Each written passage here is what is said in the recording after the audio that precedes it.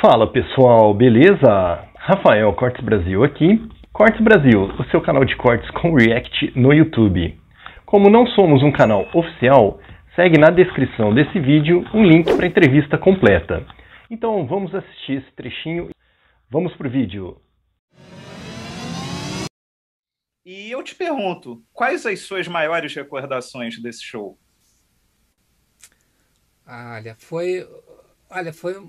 São ótimas recordações.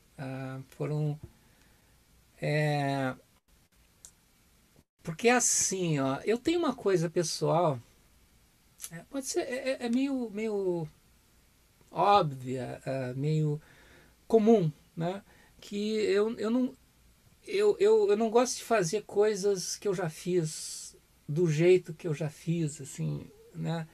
Então, ao longo dos trabalhos com a banda, cada disco tem isso. Então, isso para mim foi gratificante, porque cada disco é diferente, não tem uma repetitividade, assim. O som de cada disco é um.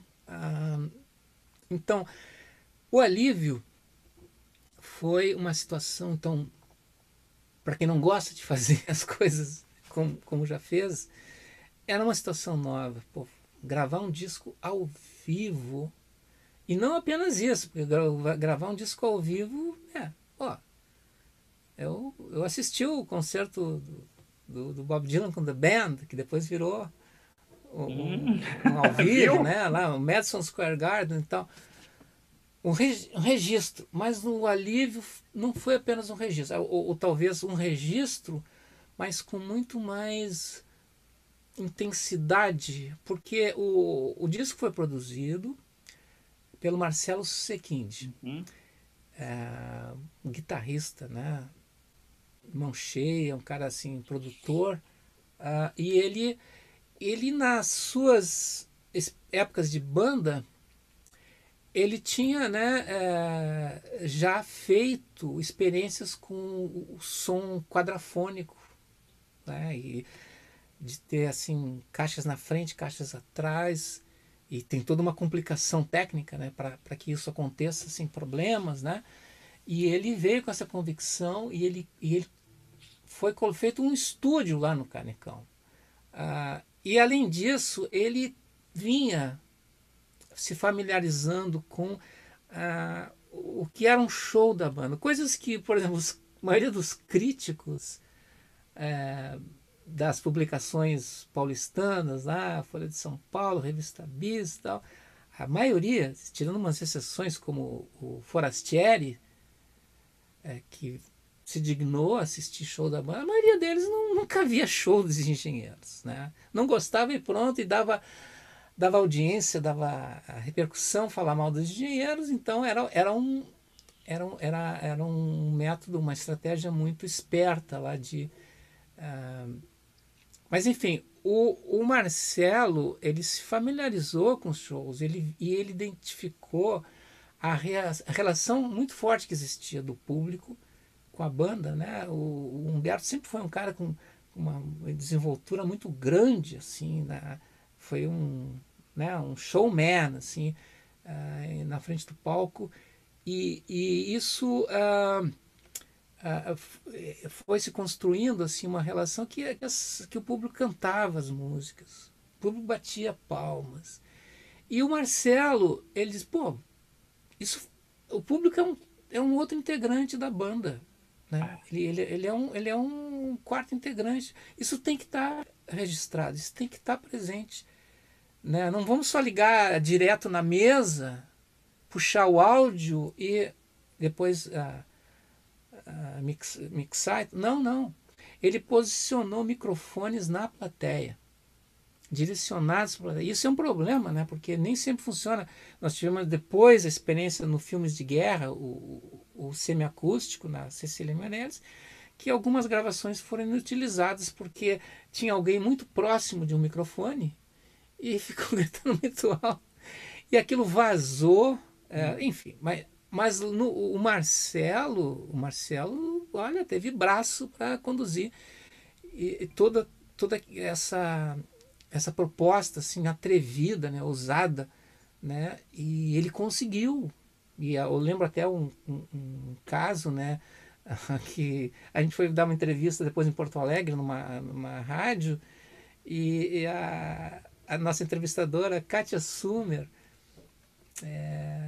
querida ela, ela desconfiou assim, oi cara, essas palmas aqui estão muito perfeitas, isso aí está me parecendo que, tipo assim, será que isso não foi adicionado? Então, não foi, porque o show foi gravado para ter as palmas como um componente, né? Então realmente tem a proximidade ali, o palco do Canecão, ele era baixinho assim, então a proximidade com o público era muito grande. Eu contei essa história lá pro pessoal que escreveu o livro, que teve uma vez, eu costumava, com frequência, questões assim de dificuldade de monitoração, de se ouvir mais baixo, o público fazia muito barulho, a gente toca mais forte, né? E às vezes nesse tocar mais forte a gente arrebenta uma corda. Eu já arrebentei 2 cordas. E era um desastre, porque, pô, a Les Paul, quando arrebentava a corda, a afinação ia para casa do, né? E aí, depois, então, eu passei a usar a outra guitarra como stand-by, né? A Holland, com a que eu gravei Terra de Gigantes e Infinita Highway, no Revolta. Tá, mas teve uma vez, nesse show do Alívio, eu já estava usando um outro instrumento, um outro tipo de guitarra, que era uma guitarra Steinberger. O Humberto tinha tido a ideia de usar um baixo Steinberger, e daí a gente vamos fazer uma parelhinha. Eu falo parelhinha porque é o que a gente chamava de... Quando eu jogava em Montenegro, minha cidade, no Rio Grande do Sul, a gente jogava botão, futebol de mesa, e a gente gostava de ter parelhinhas, assim, o ponteiro direito e o ponteiro esquerdo serem clones, assim, as mesmas cores, né, e tal. E eu gostava dessa ideia de parelhinha. Bom, fazer uma parelhinha. Então eu já estava usando uma guitarra Steinberger. A guitarra Steinberger ela tem muitas funcionalidades, muitas vantagens, e com ela eu substituí a necessidade de ter 2 guitarras, assim, porque eu tinha os sons que eu precisava, já estavam ali, uma afinação muito boa, mas também arrebentava a corda. Isso.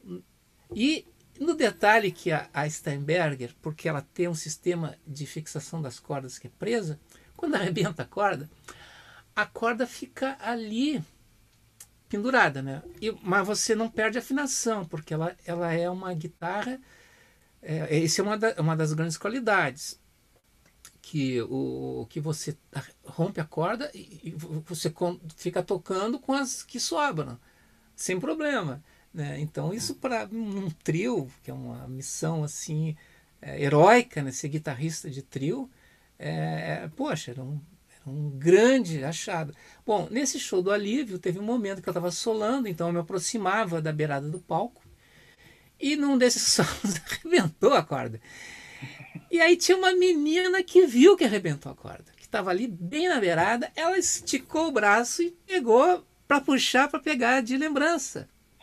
Só que a corda não saía porque ela ficava presa aqui na ponta. E aí ficava aquele negócio, eu ainda continuava solando ali, a menina puxando a corda e eu tentando, né, puxando para cá, puxando para lá e tendo que solar ainda, né, ao mesmo tempo com as cordas restantes. Foi uma situação assim que muito tensa até, né, mas eventualmente ela cedeu, porque a corda não ia soltar pelo, né, porque ela é presa pela. E Augusto, já que a gente está falando de um disco ao vivo, você acha que os engenheiros funcionavam melhor no palco ou no estúdio? Olha, eu acho. A gente fez coisas muito que eu tenho assim muito carinho, assim, muita satisfação no estúdio. Mas eu acho que a banda era melhor ela estava mais confortável ao vivo. E porque assim, eu acho que havia um certo desconforto com o estúdio. Assim, havia uma certa pressa, uma certa ansiedade de fazer rápido. E que tinha, como tudo, né? Tinha 2 lados, né? Tinha esse comportamento, essa atitude tinha vantagem e desvantagem. A vantagem é assim, você se livrava de cair em encantos do estúdio, naquela ideia assim, original lá do Revolta, não usar perfumaria, assim, procurar fazer um som mais próximo entre o estúdio e o que é a banda ao palco, ao vivo. Essa era a intenção lá no Revolta. O problema é que o que a gente gravou no estúdio era muito diferente do que a banda era antes do Revolta, né? Então, bom, mas então, assim, isso era um lado que a gente já estava, assim, os três muito, assim, imbuídos na ideia de que a gente fosse gravar, a gente ia gravar no estúdio alguma coisa já pensando no palco, né?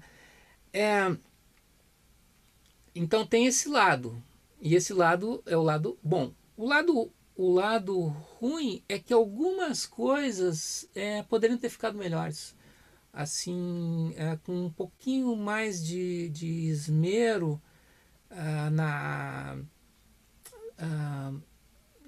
não precisaria necessariamente ficar uma coisa assim luxuosa, tal, mas poderia ficar algumas coisas um pouco melhores. Eu penso... É isso, pessoal, vamos ficando por aqui. Se você gostou do vídeo, deixa um like, se inscreve no canal, ajuda bastante o nosso canal a crescer. Agradeço imensamente, ficamos por aqui e até a próxima!